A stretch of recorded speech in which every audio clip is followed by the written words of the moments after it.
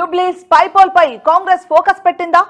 ఉప ఎన్నికల్లో విజయం సాధించేందుకు ముమ్మర కసరత్తు చేస్తోందా? ప్రత్యర్థుల ఊహకందని విధంగా అభ్యర్థిని ఎంపిక చేస్తోందా? టికెట్ ఆశిస్తున్న ఆశావాహుల మధ్య పోటీ తీవ్రంగా ఉందా? సర్వే ఆధారంగా అభ్యర్థిని ఎంపిక చేయనున్నారా? గెలుపు గుర్రాల కోసం ప్రణాళికలు సిద్ధం చేస్తుందా? ఆర్థికంగా బలమైన నేతను కాంగ్రెస్ లో బరిలో దించనుందా? జూబ్లీహిల్స్ ఉప ఎన్నికల్లో విజయం కోసం కాంగ్రెస్ అనుసరిస్తున్న వ్యూహాలేంటి?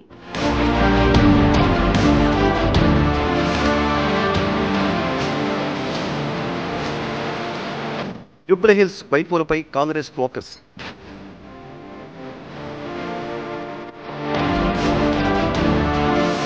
గెలుపు గుర్రాల కోసం ముమ్మర కసరత్తు.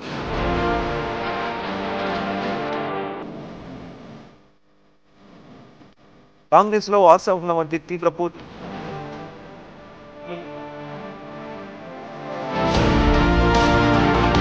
అభ్యర్థి ఎంపికపై ఆచితూచి వ్యవహరిస్తున్న కాంగ్రెస్.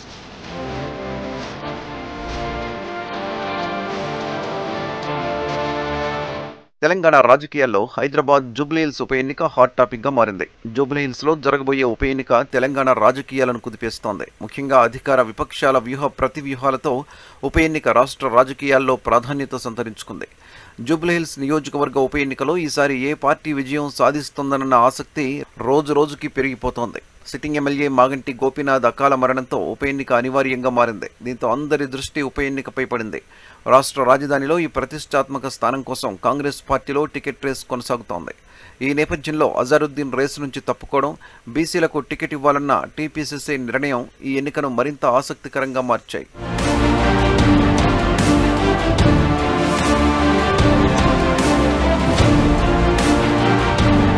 జూబ్లీహిల్స్ లో గతంలో పోటీ చేసిన అజారుద్దీన్ బైపోల్లో దిగుతారని తొలుత ప్రచారం జరిగింది. అజారుద్దీన్ ను గవర్నర్ కోటాలో ఎమ్మెల్సీగా ప్రతిపాదించడంతో జూబ్లీహిల్స్ రేసు నుండి ఆయన తప్పుకున్నారు. టికెట్ కోసం తీవ్రంగా ప్రయత్నించిన అజారుద్దీన్ ఢిల్లీ వెళ్లి పార్టీ అగ్రనేతలను సైతం కలుసుకున్నారు. ఇక టికెట్ ఆయనకి కన్ఫర్మ్ అనుకుంటున్న సమయంలో గవర్నర్ కోటాలో ఎమ్మెల్సీగా అధిష్టానం నామినేట్ చేసింది.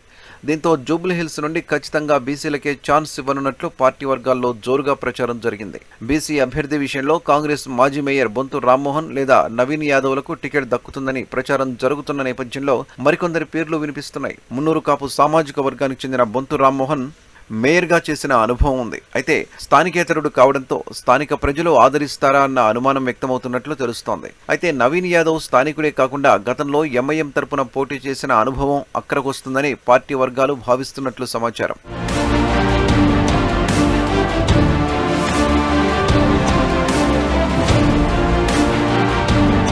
ఖైరతాబాద్ ఎమ్మెల్యే దానం నాగేంద్ర కూడా జూబ్లీహిల్స్ టికెట్ ఆశిస్తున్నట్లు ప్రచారం జరుగుతోంది. తన పదవికి రాజీనామా చేసి జూబ్లీహిల్స్ కాంగ్రెస్ అభ్యర్థిగా బరిలోకి దిగాలని భావిస్తున్నట్లు సమాచారం. ఉప ఎన్నికలో గెలిస్తే ఫిరాయింపుల కేసు నుండి ఉపశమనం పొందొచ్చని దానం వ్యూహంగా ఉన్నట్లు తెలుస్తోంది. అయితే ఆర్థికంగా బలమైన అభ్యర్థి జూబ్లీహిల్స్ బరిలో దిగితే గెలుపు అవకాశాలు ఎక్కువగా ఉంటాయని పార్టీ పెద్దలు అంచనా వేస్తున్నట్లు తెలుస్తోంది. ఈ క్రమంలో మాజీ ఎంపీ రంజిత్ రెడ్డి అభ్యర్థిత్వం కూడా తెరపైకొచ్చినట్లు తెలుస్తోంది. అటు రంజిత్ రెడ్డి కూడా జూబ్లీహిల్స్ బరిలో దిగేందుకు సుముఖంగా ఉన్నట్లు టాక్ వినిపిస్తోంది. వీరితో పాటు పలువురు ఆశావహులు టికెట్ ఆశిస్తున్న నేపథ్యంలో పోటీ తీవ్రంగా ఉన్నట్లు తెలుస్తోంది.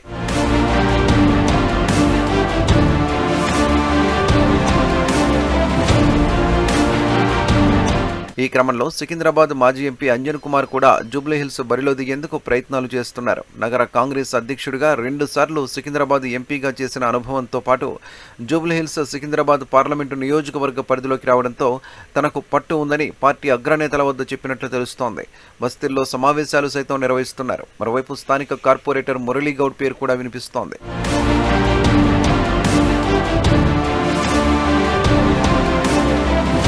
ఇదిలా ఉంటే మాజీ మంత్రి కోడలైన కంచర్ల విజయలక్ష్మి పేరు కొద్ది రోజులుగా వినిపిస్తోంది. ఇటీవల జూబ్లీహిల్స్ నియోజకవర్గంలో విజయలక్ష్మి పేరిట వెలిసిన ఫ్లెక్సీలు ఈ ప్రచారానికి బలం చేకూరుతోంది.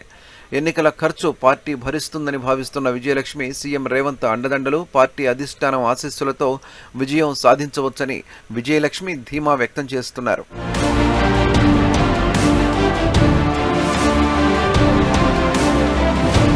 అందరికీ ఆమోదయోగ్యమైన ఆర్థికంగా బలమైన అభ్యర్థి పేరును పరిశీలించేందుకు కాంగ్రెస్ పార్టీ తీవ్ర కసరత్తు చేస్తోంది. జీహెచ్ఎంసీ ఎన్నికల్లో గెలుపే లక్ష్యంగా జూబ్లీహిల్స్ అభ్యర్థిని ఎంపిక చేయనున్నట్లు తెలుస్తోంది. వచ్చే ఏడాది గ్రేటర్ ఎన్నికలు జరగనున్నాయి. నియోజకవర్గంలో గెలుపు ఓటములకు సెలబ్రిటీలు, వ్యాపారవేత్తలు, విద్యావంతులు నివసించే పలు కాలనీలు, గేటెడ్ కమ్యూనిటీలు కీలకంగా మారనున్నాయి. మరోవైపు మైనారిటీల ఓటు బ్యాంకును కాపాడుకునేందుకు కాంగ్రెస్ పార్టీ ప్రయత్నాలు చేస్తోంది. దీంతో ఈ ప్రాంతాల ఓటర్లు సైతం ఆమోదించే అభ్యర్థిని రంగంలోకి దింపాలని భావిస్తున్నట్లు తెలుస్తోంది.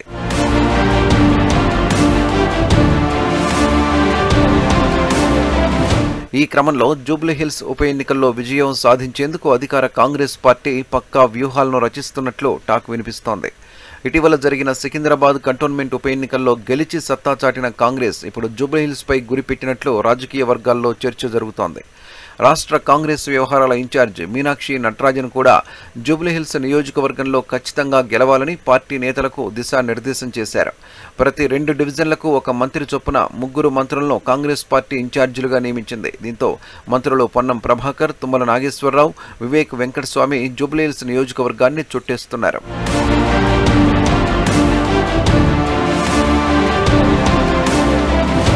ఇక సిట్టింగ్ స్థానాన్ని కాపాడుకునేందుకు బీఆర్ఎస్ కూడా పక్కా ప్రణాళికలు రచిస్తున్నట్లు తెలుస్తోంది. దివంగత మాగంటి గోపీనాథ్ సతీమణి సునీతను ఖరారు చేసింది. దీంతో సునీత నియోజకవర్గంలో ఇంటింటి ప్రచారం చేపట్టారు. ఆమె కుటుంబ సభ్యులు కూడా ప్రచారంలో పాల్గొంటున్నారు. ఇక బీజేపీ తరపున టికెట్ రేసులో లంకల దీపక్ రెడ్డి, జోటూరి కీర్తిరెడ్డి, వీరపనేని పద్మ పేర్లు వినిపిస్తున్నాయి.